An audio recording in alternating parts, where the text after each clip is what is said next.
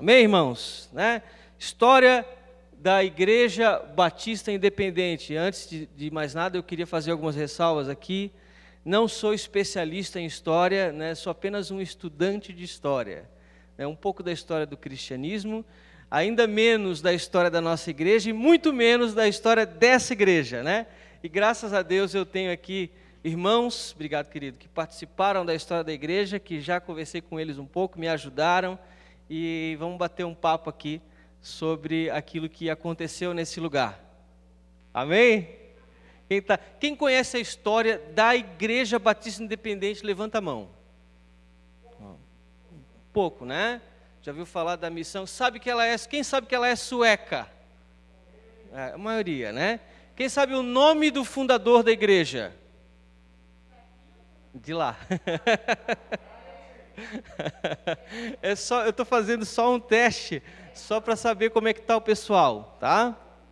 Mas amém. Vamos começar, irmãos. John, né? Eu costumo chamar de João. Tudo bem, né? Pastor João. Alguém vai se ofender se eu chamar de Pastor João? Não, né? Então vamos lá. Se tiver uma pronúncia mais difícil, eu chamo o pastor Wendel aqui, que é especialista. Amém? Acho que deu. Aqui deu. Obrigado. Fechou. Um panorama rápido, eu preparei aqui 358 slides, né? Mas aí o que me falou, eu acho que não, irmão. Não vai dar certo. Eu ia falar um pouco do panorama do cristianismo, né? Para falar que nós não chegamos do nada, nós viemos de Jesus. Amém? A igreja até o ano 300, irmãos, era perseguida, né, pelo Estado romano, e muito perseguida, muitos foram mortos. A partir de 300, com a conversão do imperador Constantino, a igreja passa a ter algumas benesses do Estado, né? Foi um período importante, foi um período para a igreja ter paz, para a igreja fundamentar as nossas principais doutrinas, mas depois a igreja gostou do poder e, infelizmente, ela se corrompeu demais. Existiram vários movimentos para tentar trazer a pureza de volta. O primeiro movimento que a gente vê na história da igreja é o movimento dos monges, os monastérios. O que é um monge, né? É uma pessoa que sai daquele meio e vai morar num lugar distante para buscar Deus. Essa ideia não é estranha para nós. O que a gente faz no carnaval? Né? A gente vai buscar Deus num lugar retirado. Né? Então teve muita influência o monasticismo na questão da corrupção da igreja. Tá? Mas não foi o suficiente. Vieram alguns pré-reformadores, inclusive um deles, John Hus, que morreu queimado, que falava o seguinte, olha só o pecado dele, tá? Ele dizia que a Bíblia era a única autoridade. Nós falamos isso constantemente, né? Mas naquela época você podia ser morto. Passados 100 anos apareceu um rapaz chamado Martim Lutero, tá? Que colocou algumas teses, 95 teses na porta de uma igreja que ele contestava os abusos me fugiu o nome agora, da indulgência. Tá? O que é a indulgência? A indulgência é um preço que eu pago para perdoar o pecado de alguém que já morreu. Então imagina, você tem um pai, você tem uma mãe, né? Que eles morreram. E a igreja ela diz o seguinte, olha, eles cometeram algumas maldades, mas para livrar ele é R$500. Você depositar aqui R$500, aquele pecado do teu pai morto já está perdoado. Né? Então, Martim Lutero, o que ele faz? Ele protesta contra isso. E aí, depois daquele momento, há uma grande ruptura. Não vou entrar aqui a fundo, senão vou perder muito tempo. Mas não era só para mortos, né? Para vivos também. Para vivos também. Para vivos também, bem lembrado. Tá? Mas geralmente se fazia, o apelo era muito forte para as pessoas que morreram. Mas para vivos também, tá? Algumas benesses que a igreja tinha o poder de dar para aqueles que ofertavam um pouco mais. Tá? Será que nós temos indulgência hoje? Boa reflexão, tá? Se você der tanto, Deus vai te abençoar. Será que não é uma indulgência? Amém. Deixa para outra hora, né? Então, nós vemos isso acontecer e depois desse movimento teve uma grande ruptura, e apareceu um movimento que a gente chama de luteranismo, né? O luteranismo são aqueles que seguiam Lutero, tá? E aí esse movimento ele invade o norte da Europa, ele ganha grande força. O sul da Europa, como a Itália, como a França, eles conseguiram resistir a essa expansão protestante, mas aí o estrago já tinha sido feito e a história da igreja mostra que apareceram vários movimentos, tá? Um deles a gente chama de anabatistas. Quem eram os anabatistas? Eram aqueles que não... eram os mais radicais, não tem nada a ver com batistas, tá? Os anabatistas. Alguns falam que os batistas vieram dos anabatistas, por duas razões. Os anabatistas, eles falam o seguinte, que a igreja, ela não pode se misturar com o Estado. Tem uma relação com a gente, não tem? E que a Bíblia é a única autoridade. Então, essas são duas marcas fortes nos anabatistas. Tá? Passaram alguns séculos, apareceram muitas, não se sabe ao certo a origem das igrejas batistas, tá? Tem essas teorias, né? Alguns falam que ela veio de algumas congregações da Inglaterra, depois da reforma da igreja da Inglaterra, mas é tudo especulação. O fato é que em 1600 já haviam igrejas batistas na Europa, inclusive na Suécia, tá? Por volta aí do século 17. É aí que nós vamos entrar, é aí que a gente começa a falar da nossa igreja, especificamente no século 19, a gente está falando aí de 1800, foi aí que surgiu, né, esse jovem, o pastor João, é o John Ongman, né, de 1845 a 1931, né? Ele é um jovem sueco que foi batizado num lago congelado. Quem está com inveja dele aí? Eu não. Né? E ele, aos 21 anos de idade, então um jovem, tá? Nelisete, né? Está com inveja dele. 21 anos ele se batizou e logo ele já se tornou um evangelista itinerante. Ele se casou em 1865. Quando a gente fala de história, irmãos, vou pedir a paciência de vocês, tem muita data, a gente vai ler um pouco aqui, mas eu vou tentar trazer um pouco... A gente fez um resumo bem resumido, né? Bem resumido mesmo da história, para tentar trazer para os irmãos. Então, eu vou pedir a paciência de vocês um pouquinho em relação aos slides e os textos que eu vou ler. Na Suécia, havia muita miséria, irmãos, não é como hoje. Hoje, os países escandinavos são os mais... são os mais ricos, vamos dizer que um dos mais ricos e os melhores lugares para se viver. Mas naquela época não, tá? E eles migraram para os Estados Unidos por causa da miséria, em 1868. Né? Chegando nos Estados Unidos, ele se formou no seminário em 87. Em 81 foi pastorear uma igreja lá, em São Paulo, nome dessa cidade, onde permaneceu até 1890. Então ele saiu da Suécia, ele era batista, foi para os Estados Unidos, estudou, se formou e pastoreou lá. Né? E nessa época, irmão, isso aqui é super importante. Qual era o caldo cultural dos Estados Unidos nessa época? Era um período de muito avivamento. Grandes evangelistas estavam começando o seu ministério. Né? Em 1700, a gente vai ter Edwards, mas em 1800, nós vamos ter Moody, Finney, que são evangelistas de rua. Aqueles evangelistas itinerantes, que arrastavam grandes multidões e traziam a mensagem de avivamento. Isso era novidade na Europa, o avivamento, aquela mensagem pentecostal, que a gente já ouve falar há muito tempo, né? Que faz parte das nossas igrejas, mas para aquela época era uma novidade. Então, o que aconteceu com o João? Ele foi tremendamente impactado por aquela mensagem. O reteté chegou na vida dele, irmãos. Não é? Então aconteceu algo diferente na vida dele lá nos Estados Unidos. Um impacto diferente, uma mensagem diferente foi para o seu coração. Tanto é que ele passou um ano inteiro em oração e consagração. Né? Então foi algo marcante na vida daquele homem. Até então, e aí ele volta para a Suécia. Quando ele volta para a Suécia para rever a sua família, ir em algumas igrejas, né, ele já era visto como um grande pregador. Né? E chegando lá, irmãos, ele prega aquilo que está no coração dele. Muitos foram batizados no Espírito Santo. Tá? E a igreja gostou. E era uma novidade na Europa. Aquela mensagem, aquela pregação. e muitos foram batizados. Os cultos se enchiam demais e muitos se converteram, né? Após esses eventos, a igreja fez o seguinte: ei, por que tu não é o nosso pastor? Chamou ele para pastorear. Ele não queria. Depois de muita insistência, ele entendeu que era a vontade de Deus. E ele se tornou, em 1889, o pastor da Igreja Batista de Örebro.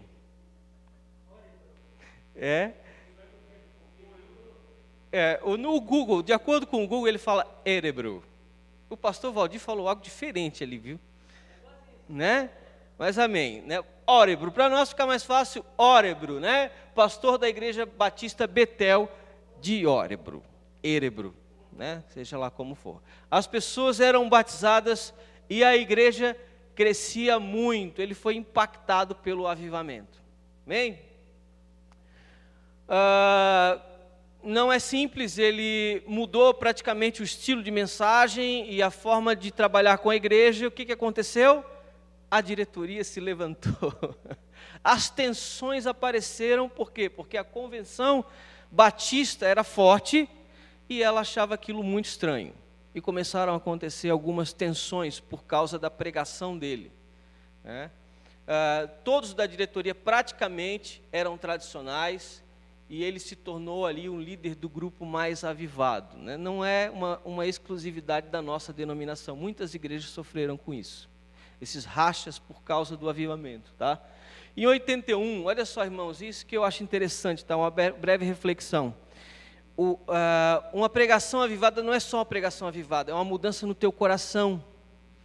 E vai resultar num trabalho de missões automático. Então, quem tem o Espírito Santo de Deus e quem aceita o avivamento, o que acontece com ele? Ele se torna um missionário. Ele se torna um evangelista. E olha só o que acontece com o John Ongeman, em 81. Ele cria uma escola bíblica. Olha a importância da educação, irmãos. Ele quer ensinar a palavra de Deus. É baseado na palavra, tem que ser baseado na palavra de Deus. E olha só que interessante, para ambos os sexos, não era comum ensinar mulheres naquela época. E ele foi um pioneiro em relação ao ensino das mulheres. Mas a proposta foi rejeitada pela diretoria. Tá? O que ele fez, irmãos? Ele fez na própria igreja dele. Tá bom, tudo bem, vocês não querem fazer na convenção, vou fazer lá na igreja, né? Eu sou o pastor, tenho autoridade, vou fazer lá, né? E ele gerou um grande debate nacional sobre a educação de mulheres. Interessante isso, né?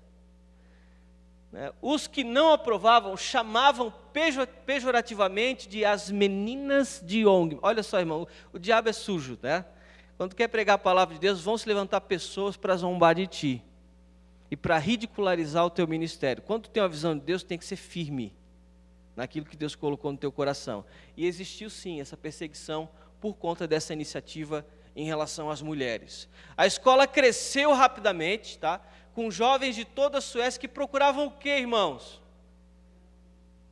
Poder de Deus, presença de Deus, uma fé real, uma fé tangível, uma fé que a gente podia sentir no nosso coração e aquilo transformasse a nossa vida, o nosso caráter. Então o que ele fez, Ongeman? Olha só, eles procuravam avivamento e assim que eles chegavam, ele queria levá-los para missões. Olha que legal, né?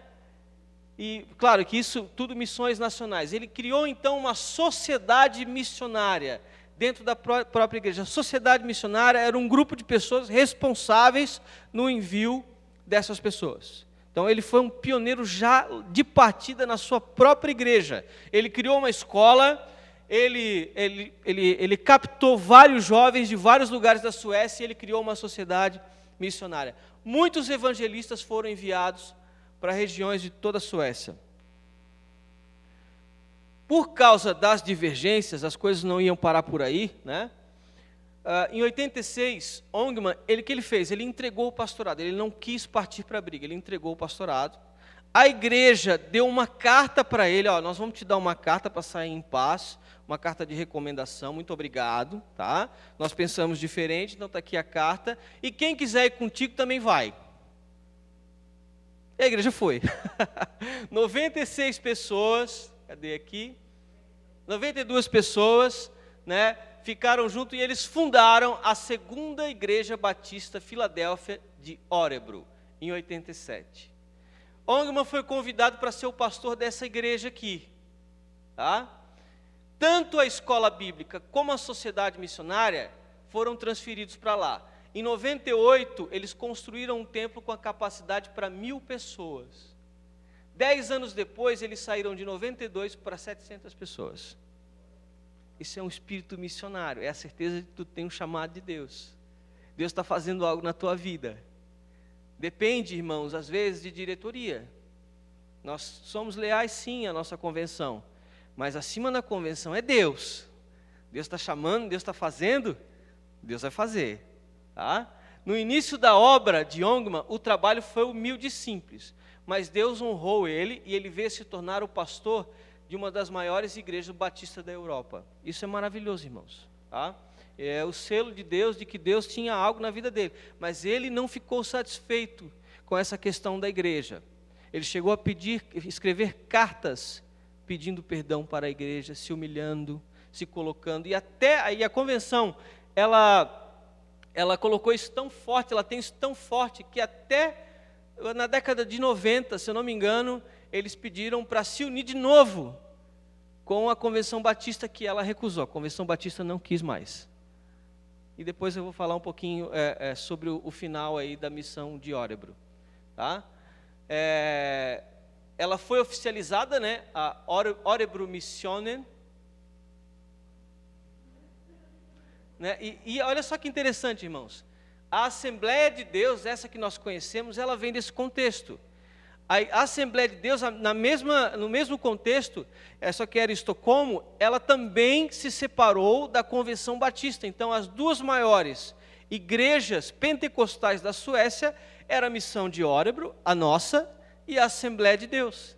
E as duas vieram para o Brasil. Né, pastor? O pastor está lá, pastor Raimundo, está dizendo sim, eu estou ficando confiante, pastor. Obrigado. Após a separação, houve um grande avivamento, muitos jovens se converteram, e eles fizeram um seminário que continua lá até hoje. Né? Em 1983, foi inaugurado um novo prédio. Só que a missão de Órebro não existe mais, tá, irmãos? Eles se fundiram com outras duas igrejas. Tá? Em 93, eles quiseram se unir com a Convenção Batista, mas eles não aceitaram, e havia na Suécia 3 denominações, com as mesmas doutrinas e estrutura, né? A Órebro Missionen, a Aliança de Santidade e os Batistas Livres. E essas começaram as tratativas para a unificação que aconteceu em 97. Eu, inclusive, mandei no grupo dos jovens aí o Instagram dessa nova igreja, né? Que são os Batistas Livres, né? Que, na verdade, são os herdeiros da nossa herança cultural. Amém? Até aqui, isso aqui é a origem dos batistas independentes. Ficou alguma dúvida, irmãos?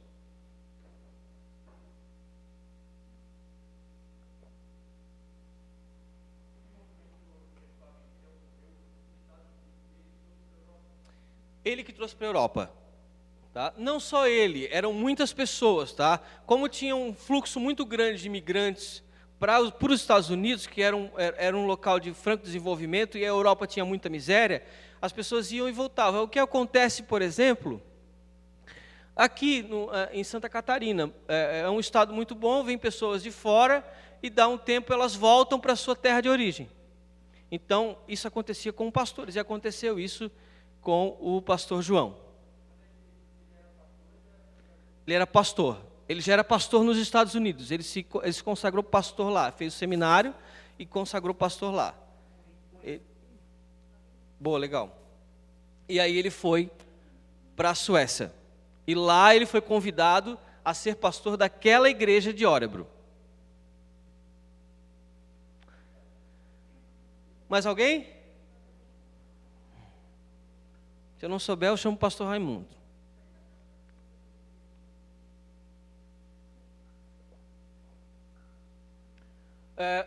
Vamos falar agora um pouquinho do Brasil. Irmãos, tem muitas informações, é um resumo, tá, da história da igreja, mas é bom nivelar o conhecimento que a gente tem sobre a origem dos batistas independentes. Os batistas independentes no Brasil, tá? No final do século XIX é que ano?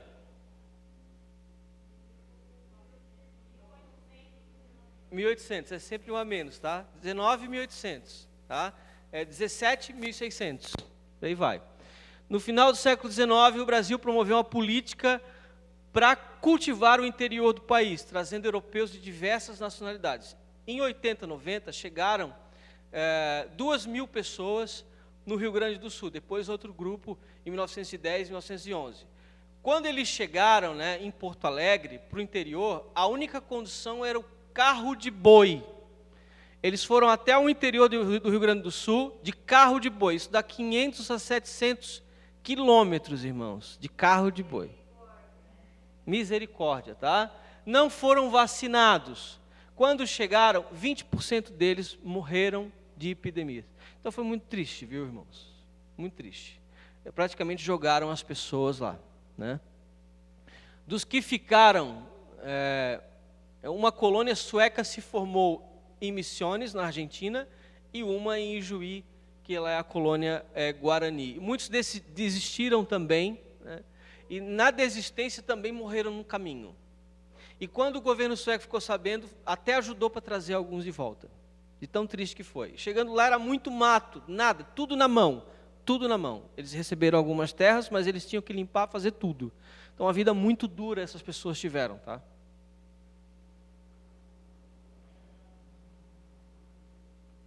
Aqui.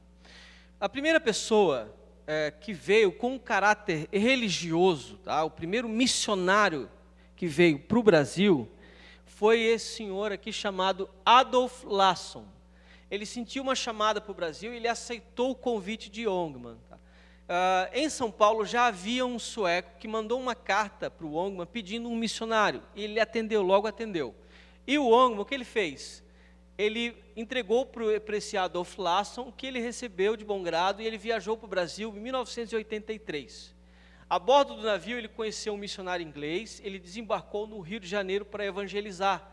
E lá tinha um surto de febre amarela, irmãos, e ele morreu na viagem, ele contraiu a febre amarela no Rio de Janeiro, e indo para São Paulo, ele morreu no caminho para São Paulo, e foi sepultado lá. Uma história triste também, de um jovem que decidiu vir para o Brasil, né, e era comum, né, e essa situação, irmãos, de mortes prematuras por causa de doenças, eram muito comuns, né, mas é um fato histórico, precisa ser registrado. O primeiro missionário, de fato, que veio pela nossa missão foi o Adolf Lasson. E passaram-se 18 anos, quando a colônia Guarani, aquela que ficou lá no Rio Grande do Sul, daquele grupo que eu falei para vocês, atualmente Guarani das Missões, um casal sueco enviou uma carta para o jornal A Tribuna Sueca. Existia uma colônia e eles ficavam muito ligados no que acontecia lá na Suécia. Então, eles se comunicavam através desses jornais, dessas revistas. Só que não era uma coisa como hoje, que era imediata. Eram notícias antigas, e vinha para o Brasil, e voltava. Era uma situação bem lenta, tá? Para saber o que acontecia na Suécia. É como se tu tivesse a vontade de saber o que está acontecendo lá na tua terra natal. Aquele desejo, né? Aqui a gente tem o Wendel e o Kimi. Eu acredito que de vez em quando eles olham o que está acontecendo lá no Amazonas, né? O que está acontecendo lá no local. Certamente tem um site de um jornal, alguma coisa. E essa saudade é comum, é normal. E eles liam essa tribuna e uma pessoa enviou um artigo chamado O Grito Macedônio. Um grito macedônio era um pedido de um missionário para a região de Guarani das Missões. Então, esse casal, ele escreveu com a esperança de ser atendido, enviaram para várias denominações, e o John Ongman, ele tinha um artigo nesse jornal, ele sempre escrevia um artigo para esse jornal, e ele recebeu essa carta e se comoveu. Ele se comoveu e ele disse, né, que ia orar e ver se era a vontade de Deus para enviar um missionário para essa região. Na carta, irmão, ela é muito legal, porque essa carta, ela fala da situação dos suecos, né? Falando que as pessoas, nós estamos criando os nossos filhos sem Deus, as pessoas estão perdidas, nós pedimos um missionário para que Deus nos abençoe, a gente saia desse mundo pagão. Então é uma coisa bem comovente, viu? É um clamor praticamente de um missionário.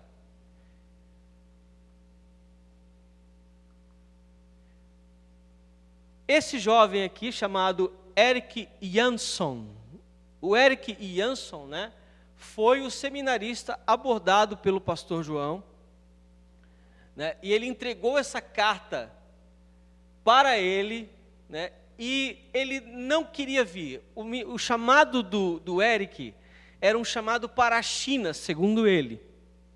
E ele ficou resistindo com aquilo e orou e se rendeu. Chegou uma hora que ele se rendeu e ele disse para o pastor João que ele estava pronto para ir para o Brasil.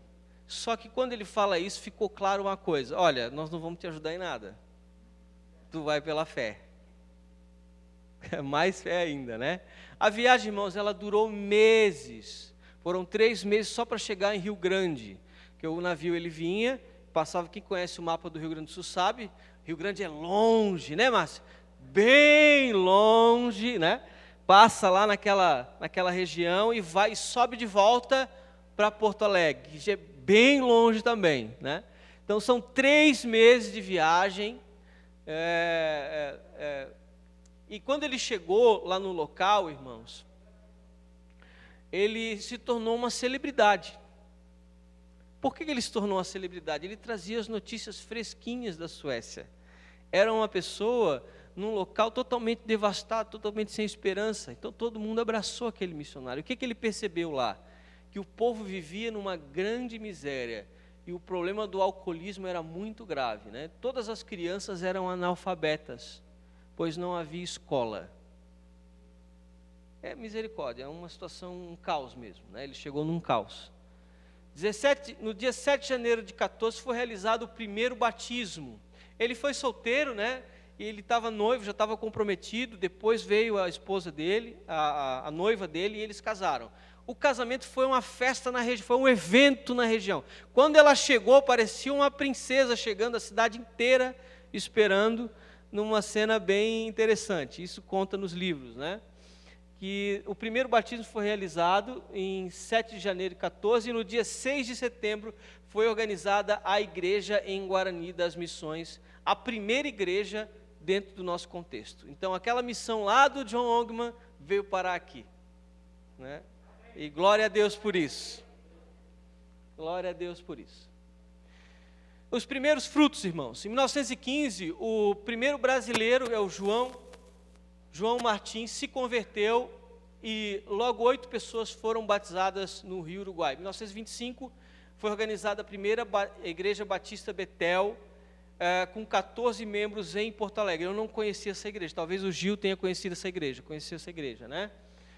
Em 37, irmãos, portanto, 25 anos depois do trabalho, haviam 10 igrejas espalhadas pelo estado e 2 na Argentina que integravam a Convenção Evangélica Batista Sul-Rio-Grandense. O total de membros era de 1.682 membros. E assim começou o trabalho, pela direção dos missionários suecos.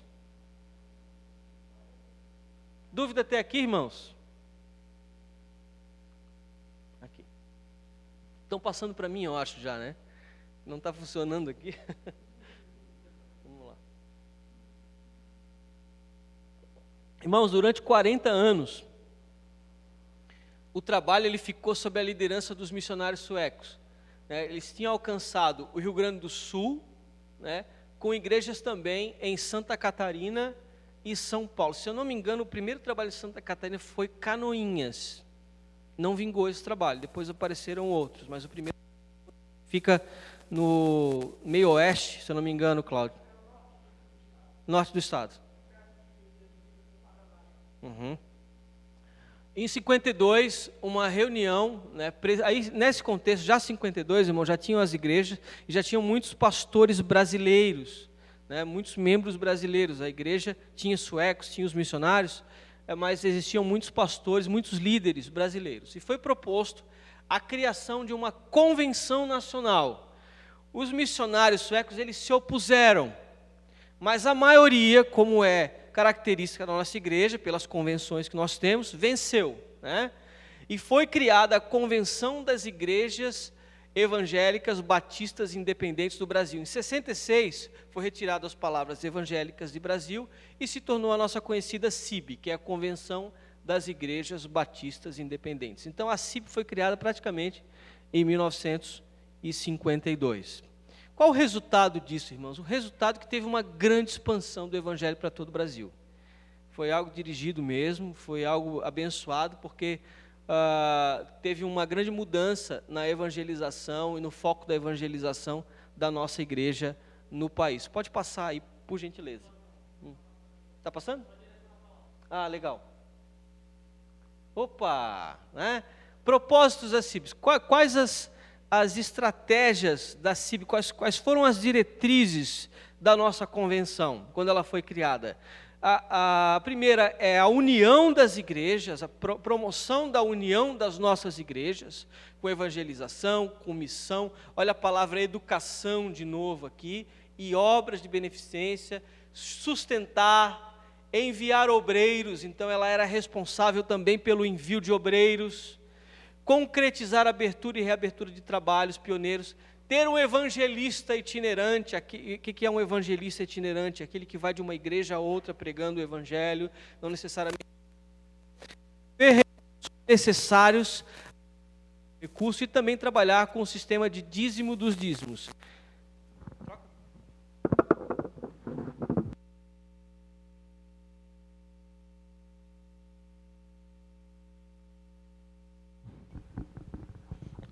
Som.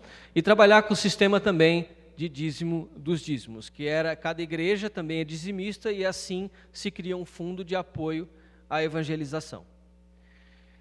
Expansão fora do Rio Grande do Sul, irmãos, tá? Outros campos surgiram. Em 53, como eu havia falado, Santa Catarina e Paraná, 57 Brasília, 62 Rio Grande do Norte, 63 Bahia, 64 Goiás, 65 Paraíba, 67 Mato Grosso do Sul, 72 é aberto um trabalho aonde, pastor Raimundo?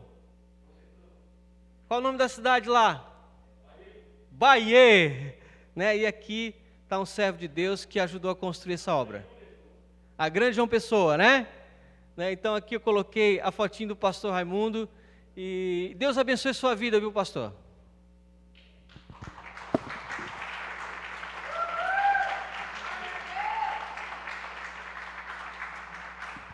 A quem honra, honra, né? E glória a Deus pela sua vida. Quantas igrejas surgiram daquele trabalho, pastor? Aleluia, né? Uhum. Amém, né? Graças a Deus pela vida do pastor Raimundo e a sua família, né? Em 74 foi para o Pará e outros. A partir dos anos 80 e 90, irmãos, a convenção, a CIB, né, o movimento nacional, ele perde, não é que ele perde, ele descentraliza a questão da implantação de novas igrejas. Então essa responsabilidade ela fica com as regionais. No nosso caso aqui, a CIBESC. Então é a CIBESC que cria as estratégias de implantação de novas igrejas. Não estou falando de congregações, mas sim de novas igrejas, tá? Então, só um pouquinho do número, só para vocês entenderem um pouco da CIB, tá? Olha só o número de membros, a evolução do número de membros ao longo dos anos. Em 52, ela tinha praticamente 2.000 membros, em 2018, para 90 mil membros. Eu não sei quanto está agora, é um levantamento que eu não tenho, mas é para os irmãos terem uma ideia do tamanho da nossa igreja no Brasil. Dá mais? Dá, né? Mas glória a Deus pelo que o Senhor tem feito nas nossas vidas até agora. A estrutura e organização. Para vocês entenderem um pouquinho, a partir de 85, né, as regionais ganharam mais autonomia. E aqui tem uma sopinha de letras, né? A CIBESC é aqui de Santa Catarina, a CIBERGS é a que cuida do Rio Grande do Sul, a CIBPAR é a que cuida do Paraná, e a CIBILA, que é a convenção própria das igrejas de língua alemã. Então ela envolve alguns estados, Paraná, Santa Catarina, Rio Grande do Sul e também o Mato Grosso. Dúvida?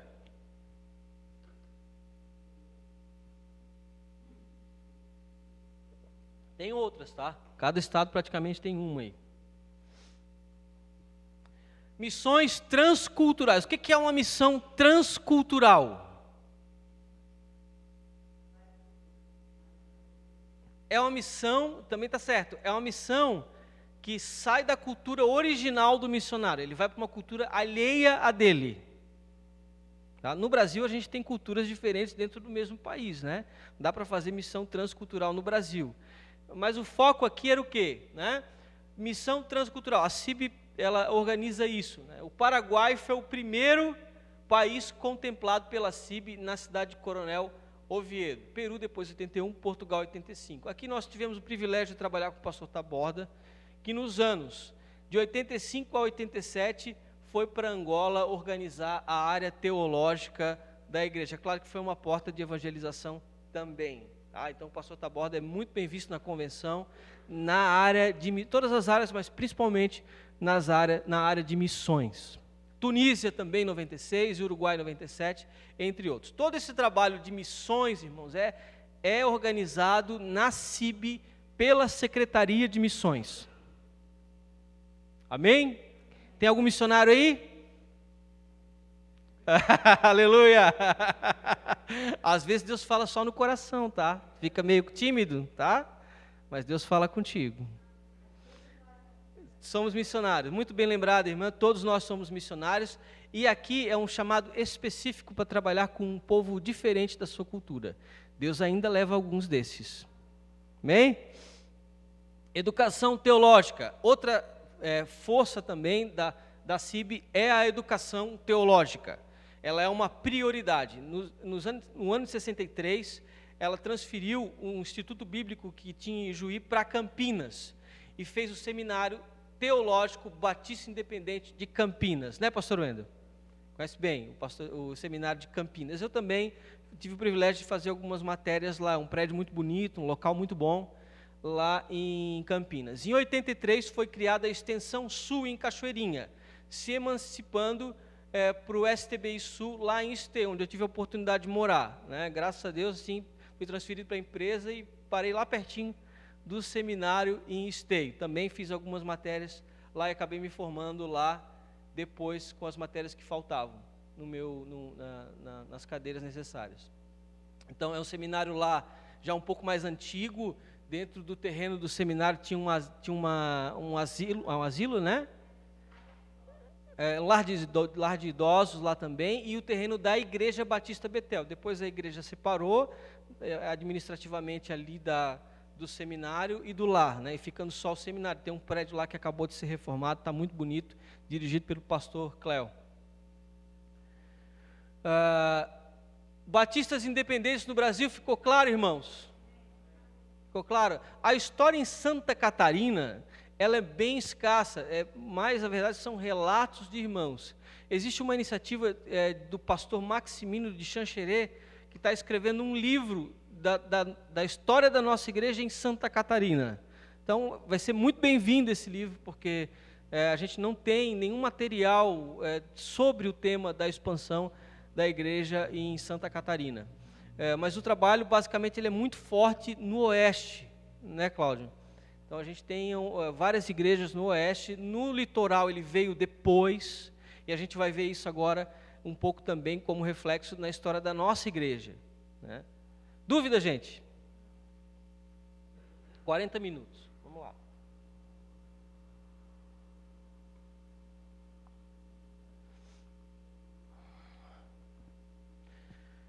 Como começou o trabalho dessa igreja, a Batista Independente em São José, né? O trabalho ele se iniciou através da vida desses dois missionários, né? O seminário Samuel Hugberg, né? E o Alfonso Knispel, né? Esses dois pastores. Se eu não me engano, o pastor Samuel já faleceu, né? E o pastor Alfonso, eu acabei de ver um vídeo dele gravado aqui para os 39 anos da igreja, que o pastor Wendel me mandou.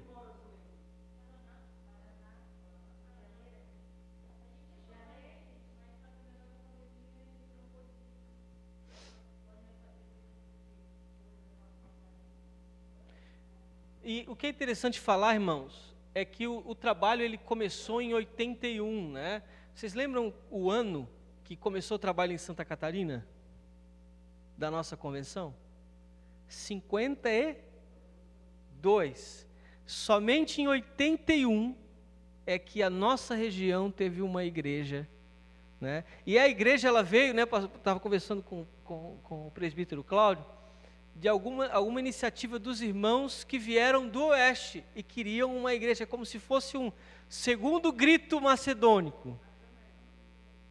Né? E entre eles ali, pode falar um pouquinho disso aí, irmãos?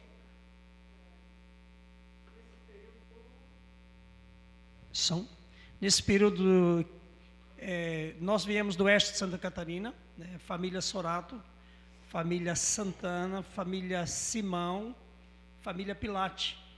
Eram 4 famílias que vieram do oeste de Santa Catarina. Dentre essas famílias, alguns convertidos já. E chegando aqui, não havia igreja batista, foram todos congregados na Assembleia de Deus, que tem aqui próximo ao Ceasa. E alguns irmãos aqui da família Simão, Pilate e Santana pediram aos irmãos do Oeste, à convenção, que mandasse alguém para cá. E, período de tempo depois, eu acho que esse pedido chegou à convenção e mandaram o missionário Samuel e o Alfonso Kninspe. Amém. Eu não voltei aí, as famílias que estavam na Assembleia de Deus foram contactadas pelos irmãos e eles voltaram todos para Batista, onde eles iniciaram, acho que com 20 e poucas pessoas. Eu não voltei. Eu continuei na Assembleia de Deus, que estava namorando, né? Então os irmãos voltaram. Eu lembro nesse período que eles pediram a carta de transferência da Assembleia de Deus para Batista. E a Assembleia de Deus não dava carta para outra convenção. Só que os irmãos saíram em paz, abençoados, né? E vieram fazer parte do grupo com os missionários que aqui estavam daí. E aquela foto ali, irmãos, está lá meu pai e minha mãe. Esse aqui. Esse meu pai e a minha mãe essa daí. Sendo batizados, os primeiros batismos estavam ali, meu ali pai no e minha Estreito, mãe. né? Ali no Estreito não, aqui é a praia... Isso aí foi em Campinas, se eu não me engano. Coqueiros, Campinas. Coqueiros, né? Praia de Coqueiros, né? Uhum. Então, olha só, né? 20 pessoas, o trabalho se iniciou com conhecidos. No dia 25 de dezembro de 80, na noite de Natal, né? No dia de Natal, foi realizado um culto na casa do pastor Samuel, lá no bairro Estreito. Né? E a igreja foi fundada oficialmente em 26 de abril de 81 pelas famílias dos missionários. Naquele dia foram batizadas 7 pessoas. Que legal. Isso aqui eu achei demais, viu, Cláudio? Achei demais essa história, né? Porque aqui, irmãos, olha, vai ter quem aqui? Vai ter esse casal que, assim, ó, os filhos deles foram uma bênção na minha vida, o evangelho chegou na minha vida, e agora eu tenho as minhas filhas. Olha só como a história ela se desenrola, né? E por causa de parece uma coisa muito simples, né? Aquilo que eu falei esse dia na pregação, Deus age de forma simples, nas coisas improváveis, e esse ato aqui ia impactar na minha vida. Aleluia! Glória a Deus, né? Glória a Deus por isso. Olha só que legal isso aqui. Era necessário, irmãos, um local fixo para a igreja. E uma visita ao irmão José Simão, uma senhora que já havia trabalhado com missionários suecos, se aproximou e ofereceu uma casa para alugar. Eu não sei onde fica essa casa aqui. Alguém sabe? Sim. Uhum. Era para lá. Uhum.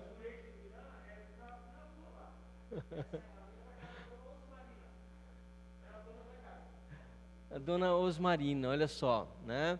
E os cultos eram realizados na garagem dessa casa e o culto de oração na sala da casa. O trabalho ocorreu tranquilamente, segundo o pastor Alfonso, né? Passado algum tempo, um terreno foi comprado. Esse terreno foi comprado, que também era da dona da casa. Interessante que a dona da casa, ela se identificou muito porque um tempo atrás, um missionário sueco fez amizade com ela e ela simpatizou demais com ele. E aí apareceu depois esses missionários suecos, foi uma porta aberta para ela.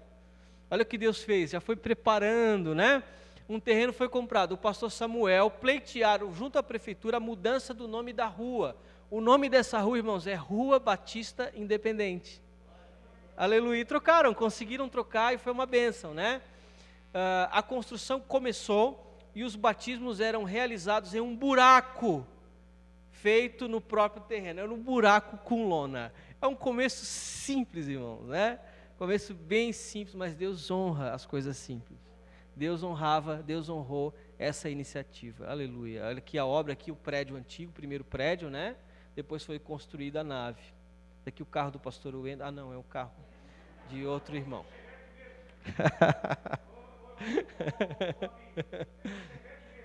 Chevette verde.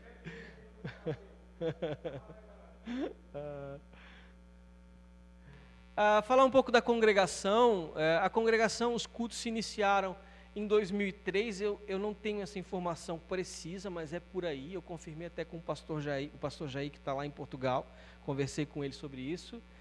Na casa do casal Jair, até então não eram pastores.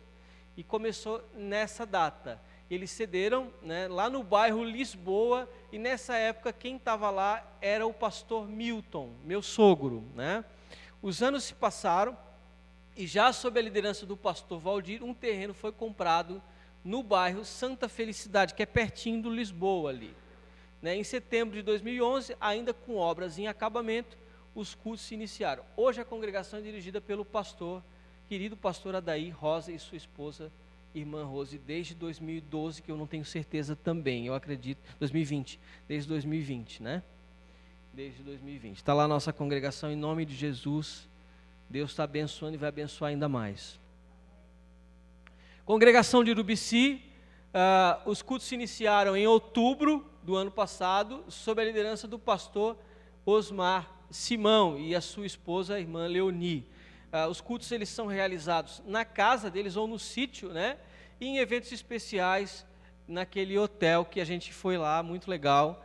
E lá a gente louva a Deus e adora o Senhor no início desse trabalho também, que Deus está honrando e vai honrar. Em nome de Jesus. Flavinho, deixa eu só falar uma questão, só uma colocação da congregação do Lisboa. Antes do pastor Milton, nós já fazíamos lá, o irmão Jair já tinha, o diácono na época, o diácono Jair, né? Ele já cedia a casa dele lá. E algumas vezes nós aqui da igreja fizemos mutirão para agilizar a construção da casa dele, para término de um espaço lá, né? Nós muitas vezes saímos daqui sábado em mutirão, domingo, e lá nós trabalhávamos construindo parte da casa dele, ajudando ele para que a igreja pudesse ter um espaço lá na casa do Jair. Então já tinha um objetivo? Sim, já tínhamos, ele já tinha cedido. E o Jair, ele foi ganho pela Cirlei. A Cirlei trabalhava no shopping e lá conheceu a Elisandra e evangelizou a Elisandra. A Cirlei é minha irmã. E eles vieram na igreja, fizeram uma visita.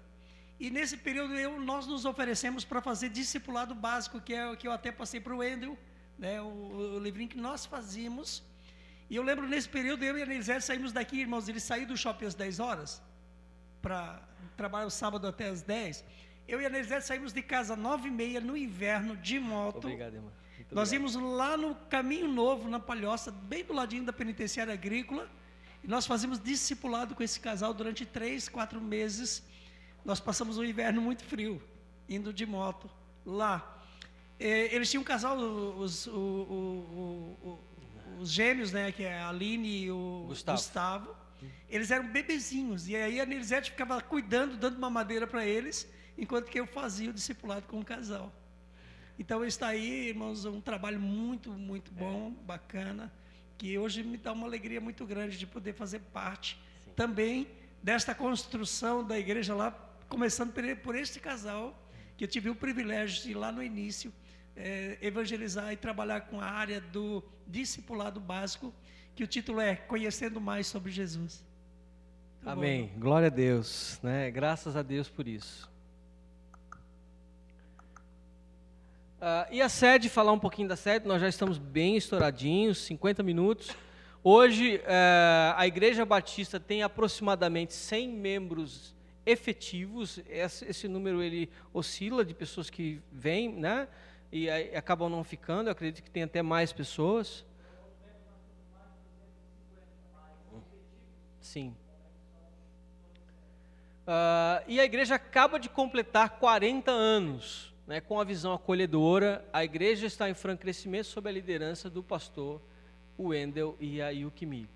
Conta com um conselho de presbíteros e diáconos experientes, uma liderança jovem e apaixonada pela obra de Deus. Amém? Amém. Aleluia! Graças a Deus, né?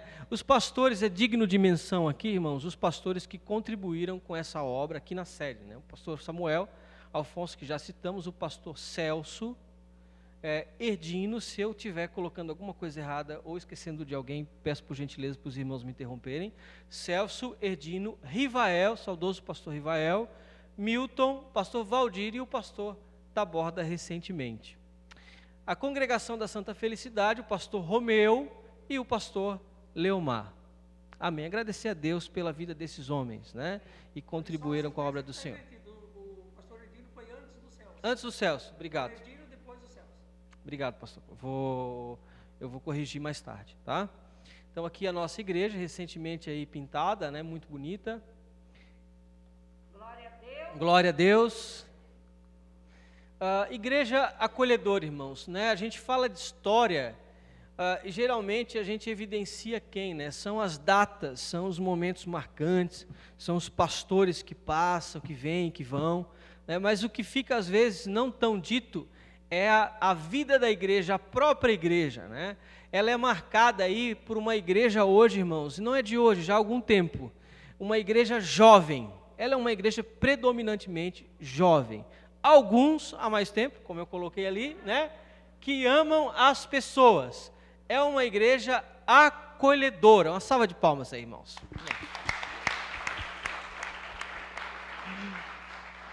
Amém, né? Graças a Deus. E a igreja está muito bonita, né? E está vivendo um momento muito lindo. E glória a Deus por isso. Um pouco das fotos, naquela linha que eu falei para vocês, de falar um pouco mais da igreja, né? Nada melhor do que as imagens, né, presbítero Cláudio? As imagens, elas tocam no nosso coração, né? A irmã Zuleide deve estar conhecendo também ali algumas fotos, relembrando. Eu coloquei algumas épocas diferentes, né?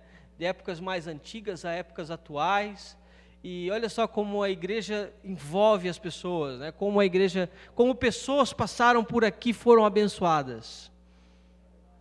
Amém? Os nossos retiros e congressos, também no louvor, né, e adoração, a marca também da nossa igreja, né, desde ali do início, aquele início simples, né, os grupos de louvor, e hoje um louvor aí muito abençoado, adicionando também o grupo de mídia e de transmissão de live, de rede social, que só agregou, foi uma bênção.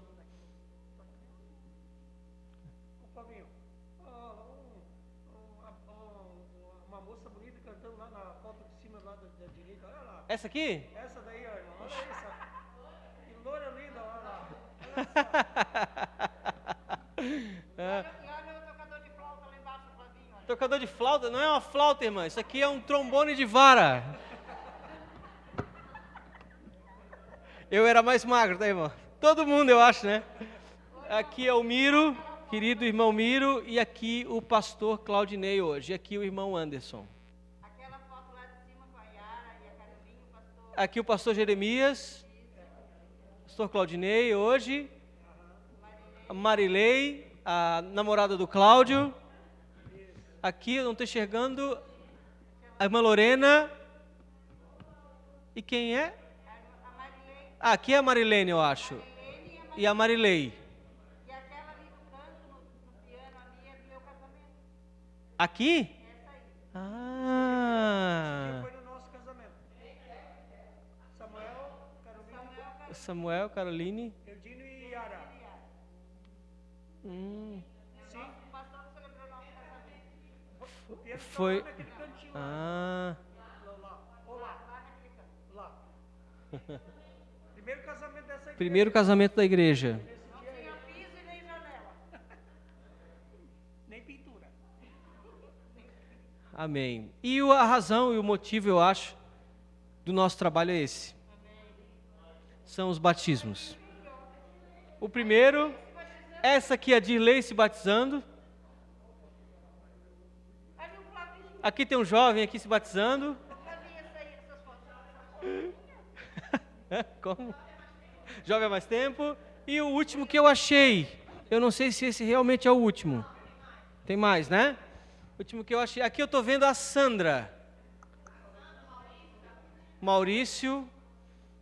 Tá? Deve ter outros aí, a gente vai atualizar esse material Flavinho, também. e uma coisa importante para a igreja é que esse trabalho continua, né? E no mês que vem nós teremos batismo de aproximadamente aí 15 ou 16 pessoas, né? Estamos esperando algumas pessoas decidirem, Aleluia. para a gente conseguir finalizar aí o grupo, mas é bênção, né? Nós temos um grupo já que está finalizando o discipulado para o batismo, e nós teremos mais pessoas aí descendo as águas e confirmando a sua fé em Cristo. Amém. Aqui a gente finaliza, irmãos, tá? Montando esse trabalho, eu fiz duas reflexões para mim, né? Que a primeira é que as pessoas vêm e elas vão, deixam o seu legado, mas a obra permanece. Né? E a gente deve sempre lembrar isso, a obra é de Deus.